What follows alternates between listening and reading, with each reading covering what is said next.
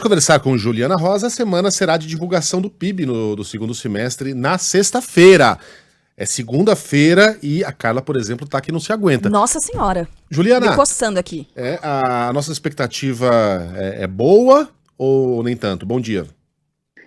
Bom dia, Megali, Carlinha, bom dia para Sheila, bom dia para o nosso ouvinte. Boa semana, segunda-feira dura, e imagino que ela esteja pensando muito no PIB da sexta, nesse frio, né, para começar a semana, mas vamos trazer um pouco de notícia veio pequeno, quente, mas foi o frio. Então, já tem argumento pronto.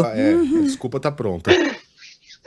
Mas vamos tentar esquentar um pouco, então, essa segunda-feira gelada, que os números que vão sair na sexta-feira agora, os dados oficiais do PIB brasileiro, que o IBGE vai divulgar, tem a ver com o PIB, são referentes ao PIB do segundo trimestre. Então, é importante a gente olhar, embora já tenha passado, que é o período de abril até junho, mas ele vai dar um pouco a temperatura do que a gente pode esperar daqui até o fim do ano.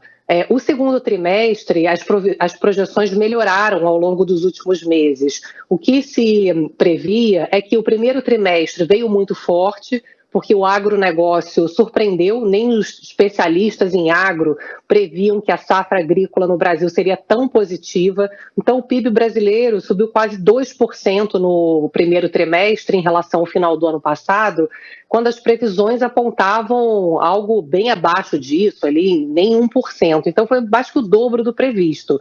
Só que o argumento era que o primeiro trimestre não ia garantir um PIB brasileiro para os próximos meses tão robusto assim, porque 75% mais ou menos do crescimento de janeiro a março estava focado em agro.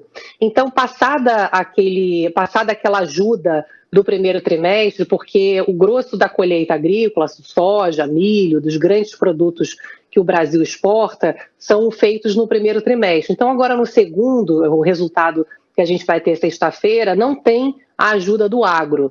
E aí a expectativa era que o PIB pudesse até cair, até porque na base de comparação, na hora de comparar, como o primeiro trimestre foi muito forte, o segundo poderia até ter uma queda de PIB. Só que a surpresa positiva é que os números, principalmente dos serviços, que é comer fora de casa, salão de beleza, esses dados de serviços acabaram vindo melhores do que o previsto. Então, o segundo trimestre não vai ser tão positivo quanto o primeiro, depois de crescer 1,9%, de janeiro a março, a economia brasileira deve crescer em torno de 0,5% agora no número do segundo trimestre, 0,3%. O que não é ruim, porque é isso, a gente está comparando com o primeiro trimestre que foi forte demais, então quando você compara sempre parece mais fraco, né? Mas não significa que seja ruim, porque os números do setor de serviços, que é o setor que mais emprega no país, né, que mais sustenta o PIB, ele veio melhor. A gente vê aqui uma melhora de renda dos brasileiros, a inflação menor contribuiu para o consumo, você vê o Bolsa Família, que ajudou aqui a sustentar um aumento de proteção social. Então, você tem aqui esses programas sociais sustentando o consumo, porque principalmente os brasileiros de baixa renda, eles acabam gastando tudo o que tem, né? Não tem margem para poder economizar. Então, assim, a gente teve uma entrada forte aqui sustentando coisas mais baratas, né, do dia a dia, não coisas mais caras que dependem aí sim de uma melhora mais forte de renda. Então, olhando para frente, o que a gente espera é que agora esse período de julho até setembro agora, a gente tenha um PIB que vai ficar crescendo bem devagar ainda, porque é um momento onde as pessoas estão tendo a oportunidade de pagar dívidas, agora sim, começando a se beneficiar dos programas de renegociação de dívida, agora o Desenrola, no início do processo de queda de juros, e o quarto trimestre, embora ainda seja aqui uma previsão média, hoje mesmo o Banco Central divulgou agora há pouco, né, as previsões do Focus, a gente vê que o último trimestre do ano, ali outubro a dezembro, a previsão ainda é de uma economia ali devagar, 0,2, por ali, mas que tem uma expectativa de que possa surpreender para cima, caso daqui até o fim do ano as pessoas consigam, de fato, melhorar a situação de endividamento e chegar no fim do ano com um fôlego um pouco melhor para consumir.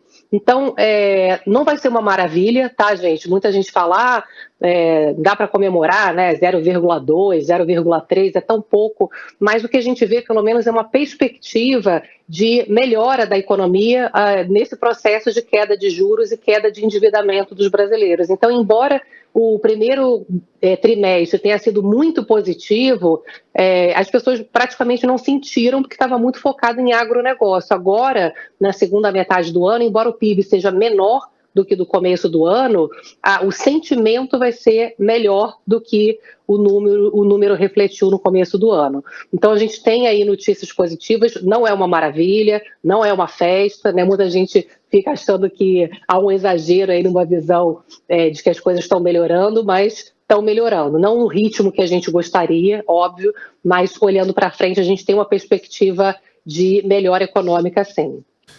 Muito